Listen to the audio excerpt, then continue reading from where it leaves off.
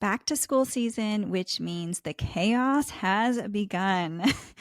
This time of year is notorious for being just so busy with a million things going on. It is very, very easy to feel overwhelmed and stressed and anxious.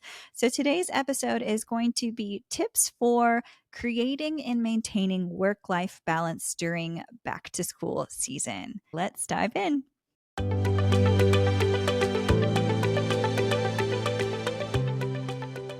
So, today we're talking about work life balance, specifically during back to school season. For those of you who have kids, there's multiple schedules, lots of craziness, extracurricular activities are back. It is very, very easy to just feel overwhelmed and slip behind on things that really matter. And this is when depression is on the rise, overwhelm, anxiety, all of the things that stress us out. And so, my hope is that by the end of this, you'll just have some extra tools in your toolbox for helping you get through this challenging time of year. So, seasonal depression is something that happens usually around this time of year when the daylight savings time changes, it starts to get dark earlier, the fall and the winter start coming, and schedules are changing.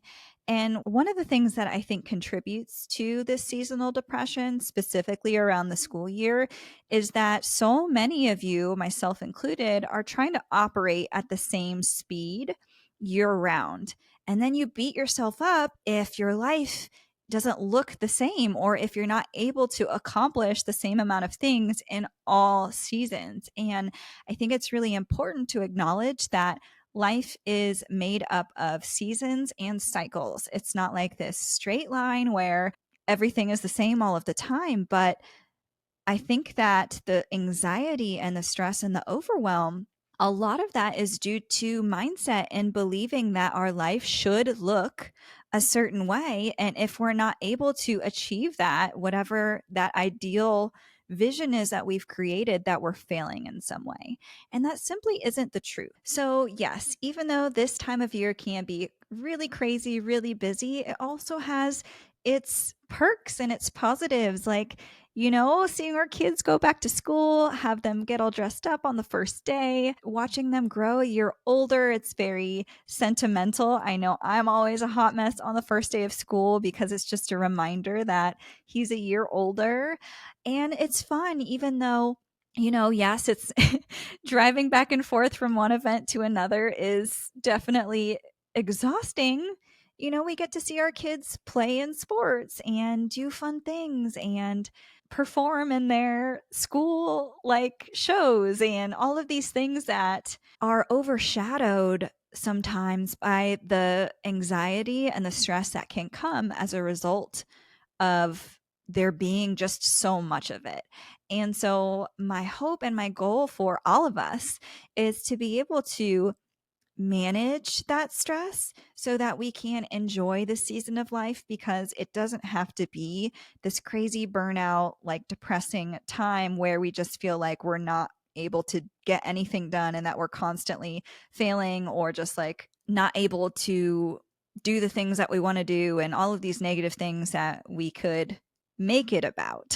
So let's go ahead and dive into just some tips and suggestions that I have that I hope can make this time of year just a little bit more easy to manage. Okay, so first things first, know your priorities. Again, I talked about how this time of year, there's like 101 things on your to-do list, a lot more than usual. And so it's really important to take a look at everything on your plate. So step one, dump all of it out in your whatever it is, whether you're a pen and paper girl or whether you're a digital journal type person, wherever it is, type out everything that is on your plate, because you've got to lay it all out there. You got to know, you got to be able to evaluate everything so that then you can put it in order of priority. And a lot of us, I think we skip this step and we just do things as we remember them. Like, oh, I forgot to do that. Let me go take care of that real fast. And we're jumping back and forth from these tasks. And that is how kind of some more important things can slip through the cracks. So I think knowing your priorities is very, very helpful, and feeling like, so if something's got to give, which more than likely it will, it's not the big things that really matter the most. So I heard this analogy one time where if you imagine your life like an empty jar, first you want to put your big rocks in that jar, like your big boulders or whatever stones. And those are your like big, big things that you cannot, you're like your non negotiables. And then after that, you want to throw in your pebbles, which are the smaller rocks. And those are, second priority. And then lastly is the sand. And then that is all of the tiny little things that are also on your to do list, but what happens if you put the sand in first and then the pebbles and then the rocks? The rocks aren't going to fit into the jar because it's already full of sand. So it is actually really important to know which order to do things in. I really like that analogy. I think it's pretty easy. So kind of corny, but it works.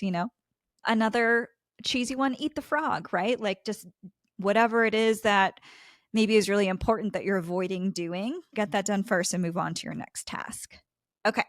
So, number 2, time blocking is going to be your best friend. I cannot live or function without time blocking. I can't tell you exactly when I learned that term, like time blocking, but ever since I learned what it was, it has completely changed my life. So, time blocking is where you actually write it into your schedule to make sure that it happens. So, rather than having like this really long to do list, when you are able to time block it and allot it a time on your schedule, you know that it's going to get done during that time. Or when it comes up on your schedule and you have to push it somewhere else, you can find a space on your schedule to get it done. There may be more tasks than time in the day, but that's okay because then you get to decide, okay, I'm going to put my big rocks on there first, and then which little grains of sand are going to go on the remaining time and which grains of sand are going to be put off indefinitely, because something's got to give, and I'll get to that.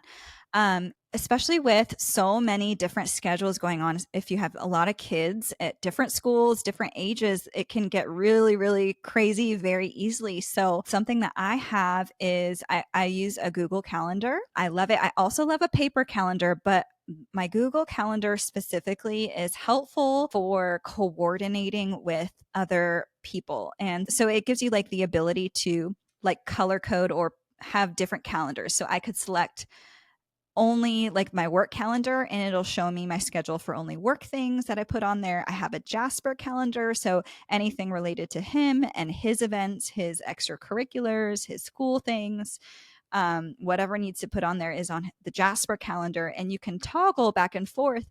And so that way you have the ability to view which calendars you need to all at one time. And then you can share each of those calendars with whoever you want. So, for example, the Jasper calendar I share with his dad. So he is aware of any events he has going on. And like, I don't have to worry about not texting him to remind him or forgetting, because he has the ability to just open the calendar whenever he wants and he can view it right there. This also works really well for like co parenting and managing schedules for those of you who co parent. Each calendar has a different color, so I can at a glance look at my day and see, what part is made up for work time, what part is going to be personal tasks, so running errands and stuff. That is all under a specific color. The whole point of doing this is just to have everything at a glance in front of you to make sure nothing slips through the cracks. You can even set different types of reminders. So if you have like something that's recurring that you typically forget about until last minute, you can have it remind you the day before or 10 minutes before or whatever it may be. You can create recurring tasks. So if soccer practice is the same time every Tuesday, you can block off that hour and a half or whatever on your calendar, and then you know that soccer is that time. Now, something else that I like to do is I like to kill two birds with one stone. So if I have some work tasks that can be done on the go, I'll actually assign an hour's worth of work for like that soccer practice or whatever. Like any time that's spent just kind of sitting in the car or, playing taxi. For piano lessons, my son just goes in for 45 minutes. So it's like not enough time to go somewhere. So I'm just kind of sitting there. As I'm going in and adding those rocks to the calendar, I'm able to see, like that's where I can add that in to make sure that task gets done. So, next is something I actually learned about just recently. It's something called the Pomodoro method. And one of my VAs actually told me about it. I had never heard of it before. I guess it's been around for a while. But if you are someone who really struggles to focus, maybe you have ADHD, hello, and just like focusing on getting stuff done is really difficult for you, well, this time of year can be really stressful because there's a lot more pressure, a lot more to get done. And so I like to utilize what's called focus time, especially during this time of year. So the way that it works is you need to have a timer. This is like the most important part. You can install timers like on your computer or your laptop or your phone, or just use, your iPhone timer that's built in. You don't have to like pay for one, but I actually love this color coded timer that I have. It's not color coded, it's just one color, but it's like a kitchen timer. And so I'll twist it to 30 minutes or 25 minutes technically. And I can see the color and it'll turn to white as it goes. So I can just like at a glance see it's very visual. So if you're a visual person, it's amazing because I put it right there on my desk next to me. And it's not like this analog thing or, with the timer, your phone goes blank. So it's sitting there in front of you the whole time. I'll put a link in the show notes if that sounds like something up your alley. And so the way the Pomodoro method works is you set the timer for 25 minutes. And during that time, you turn all of your notifications off. This is focus time. And you just get as much done within that 25 minutes as you can. Then the timer goes off and you take a 5-minute break. And ideally, for this to work at its best, you do 4 sessions of the Pomodoro method. So that would be 2 hours worth of work. And then after the 4 sessions, you would take a longer break, like 10 to 15 minutes. Oh, and by the way, during that 5 minutes, you get up, you stretch. If you're working on your computer, you don't want to go shop on Amazon during the 5 minutes. You want to get up, stretch your legs, get a drink of water, get a snack, go outside, get some fresh air, do some jumping jacks, and then go back and your brain will be a lot more refreshed. And that keeps you in that focus space versus if you've ever tried to work for a long period of time and long stretch of time, it's easy to kind of like, feel sluggish and just burn out a little bit on the focus. So try it out. I actually really like it. And it also like breaks it down into bite-sized chunks for me to make whatever it is feel less overwhelming. Because that is usually the reason why I procrastinate so much. I'm like, oh, I have so much to do. And then I just push it off even more. But I'm like, okay, I can do 25 minutes worth of stuff and then 25 again and then 25 again. So it's a cool little like trick you could play on your brain. So I'll label that 2 hours of Pomodoro time and I'll just title it focus time.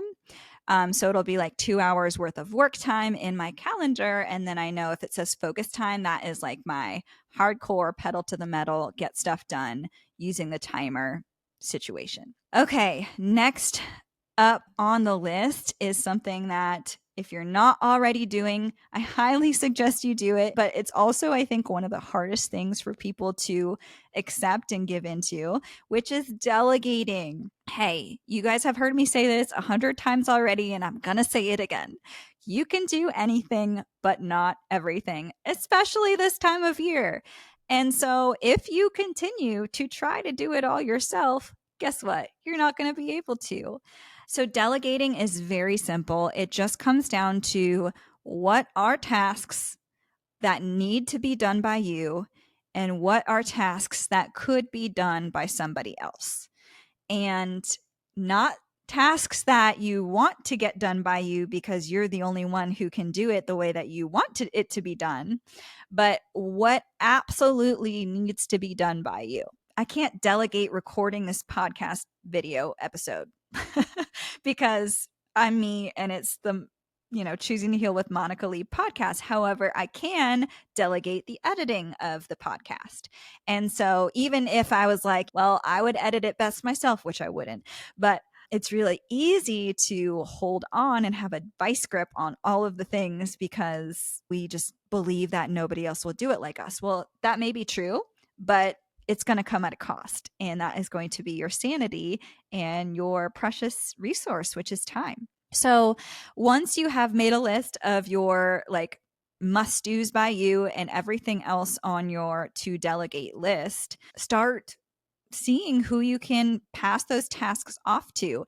Hello, if it's back to school season, you have kids. Kids can have responsibilities, right? Or they're capable of folding the laundry and unloading the dishwasher and all of these things that we might just mindlessly do because that's what we do as moms. And then my next tip for you is to consider luxuries to help you get through this season.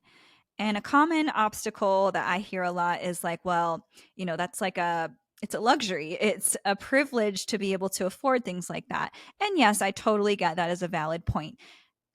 And however, if you can look at it this way, if that task that you are spending money on to have done for you frees up X amount of time for you to focus on other things like maybe work, or if you are a service provider, you could take on another client or two.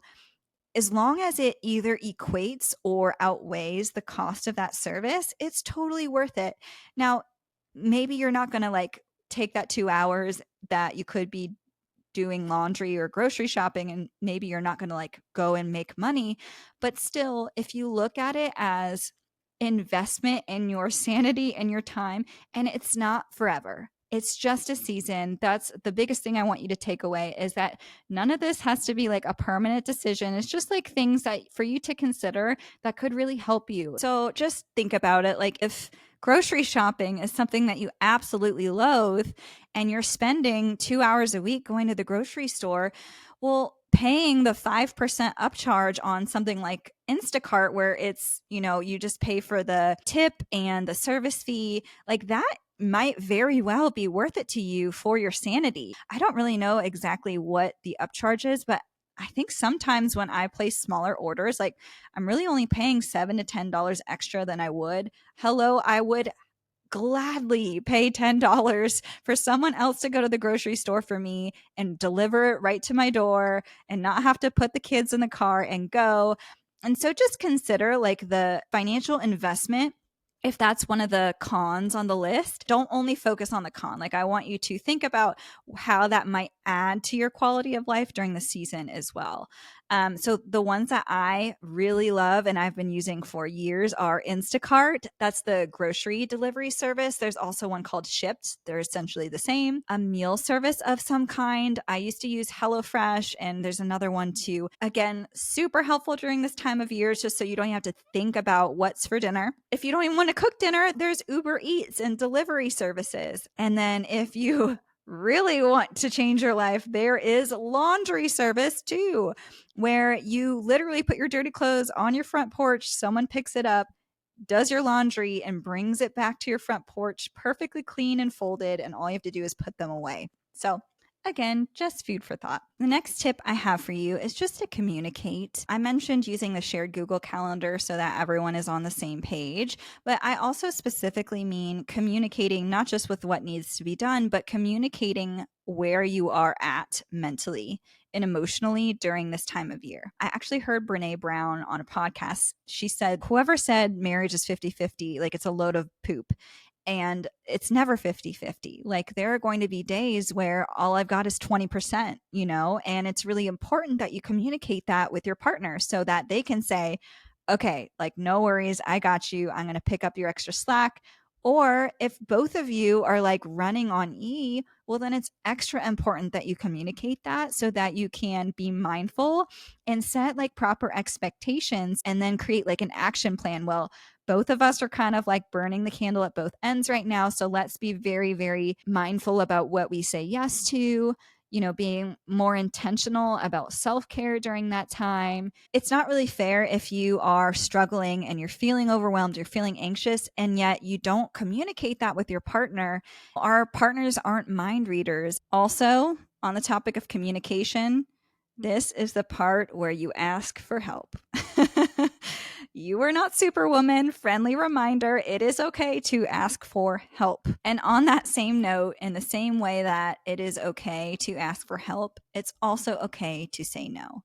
This is the part where it's going to be extremely imperative that you practice those skills that we're working on together and say no. There's going to be a lot of invitations, whether that's like PTA moms or helping out. Oh gosh, all of those flyers that come home and your kids' binders about volunteering, you don't have to feel guilty if you can't do that. You don't have to be mom of the year all the time when your plate is already overfilled. Like, if nobody has given you permission, like, let me be the one to give you permission, because trust me, I was that mom. I wanted to do all of the things and send in all the things and help with all the parties. And I do sometimes. And then I'm able, though, to recognize when I just am not able to give anymore. So if you are someone who is still struggling with practicing your boundaries, setting your boundaries, you're still learning how to say no, I do have a free worksheet for you. It is called How to Say No, my boundary worksheet. And it has different prompts in there that you can use, like scripts. So you can just plug and play whatever the situation is. So you don't have to like think of what to say. I took that hard work out of it for you. So if that sounds helpful to you, you can find that in the show notes as well. All right, last but not least, if you take anything away from any of the tips that I gave you today, please remember this one. Please give yourself grace right now. I think we just all have really, really high expectations on ourselves. Nobody puts more pressure on us than we do. And so it's okay to decide and make the conscious choice that this year, you're going to approach it a little differently. You are going to be more intentional. Hey, you're listening to the podcast. You're doing something right for your self-care, and that's a really great step. So continue making small choices like that. It's really important that you do prioritize your self-care during the season, because if you don't, everything else is going to monopolize your time. We talked about taking breaks during your focus time for work. Same kind of thing goes for your everyday as well. Take those 10-minute breathers, those mom breaks that you need. I know there's a lot of you listening who maybe are like, that sounds really nice, Monica, but like, I just can't. Like, the thought of taking time for myself causes me to like stress out with all of this anxiety and guilt, that mom guilt. Ugh, freaking mom guilt, right? So if you're someone who struggles with that, if you struggle with superwoman complex and you just don't allow yourself the time of day until everything's done, and then guess what? You're not able to get the whole list done ever. There's always things to do at the end of the day. Therefore, you never give yourself grace. You never give yourself that time. So if you are someone who struggles with that guilt, this is for you. What I want you to do is pause and do a self-reflection exercise. Maybe it's journaling, maybe it's just thinking about it. But I want you to ask yourself, what are the consequences if you don't? What are you sacrificing in order to get it all done? Another helpful exercise is something called fear setting. Tim Ferriss created this. And essentially that guilt is caused by fear. So if the thought of like you taking a break and saying no to someone, like if that is causing you to feel guilty and like anxious, it's because you're afraid of something. You're either afraid of like letting them down, disappointing them viewing you negatively. You're afraid of the shame you would feel about being a bad mom or whatever it is. There's always a fear there. And so fear setting is working through and processing through that fear.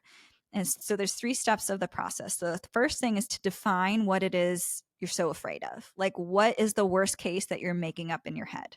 Like, if I don't chaperone every field trip and if I don't volunteer for every single thing, what is the worst fear? That I'm going to feel like a bad mom, that other moms are going to think I'm not as good of a mom, like whatever it is, write it down.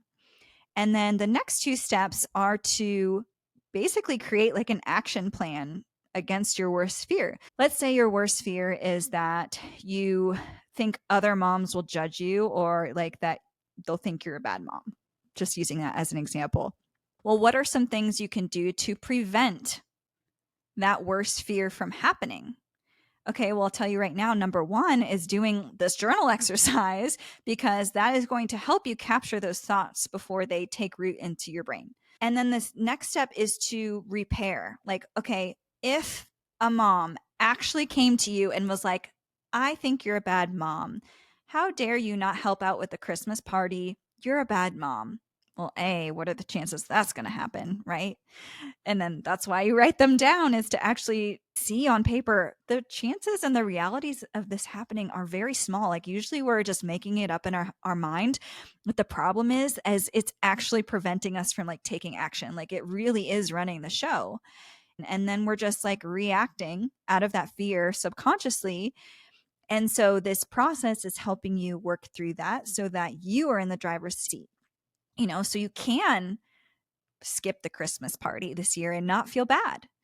So another example is, let's say you feel guilty for taking time for yourself and you would normally say no to like a girls' night out because you'd feel guilty that you just need to be home with your kids. So your worst fear would be that your kids would think you're a bad mom or that they would like be so miserable without you.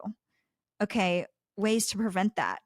Plan something fun for them while you're gone. Make it exciting for them. So you are brainstorming here, counteracting against your fear. So that's number two, is to list ways that you could prevent it from happening. And then number three is repair. Like, God forbid you came home from girls' night and your kids gave you like the guilt trip of your life. Then what could you do to repair that situation?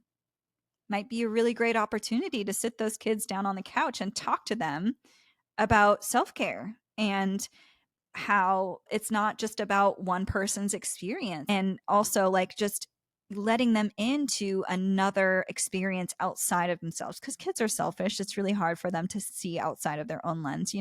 But if you look at it that way, that's actually a really great learning opportunity. And so then all of a sudden your worst case fear doesn't feel so bad because you have tools in your toolbox to be able to manage it either way.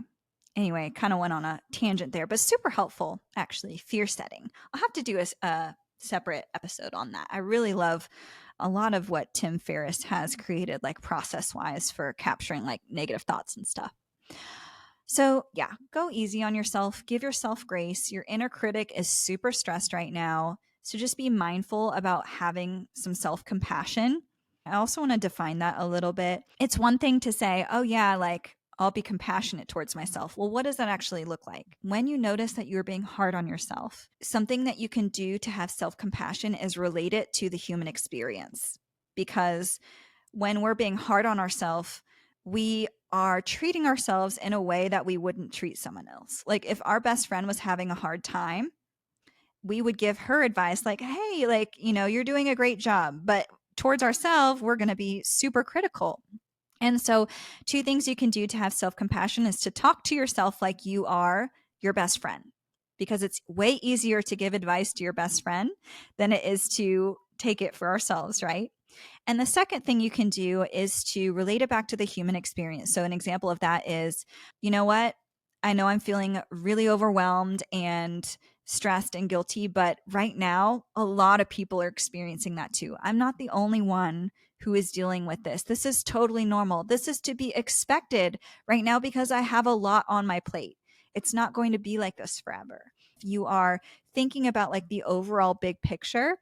And again, it helps to consider what you would say to a friend and try to just talk to yourself in the same way. Even if you were just like completely hard on yourself, well, at least try to then revisit, go back and say, okay, I definitely had like a very critical moment. So let me go back and actually practice this self-compassion and follow through on it, like actually do it.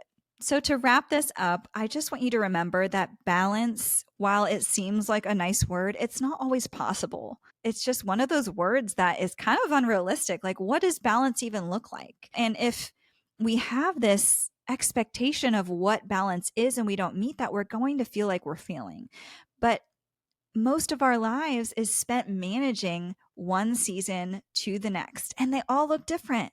They all look different. Every school year looks a little bit different from the next. And so, how about instead of shaming ourselves when our life doesn't look the way that we had expected it to, or imagined it to, or planned it to, if it doesn't fit that ideal image, what if we just chose to accept it and embrace it for the season that it is?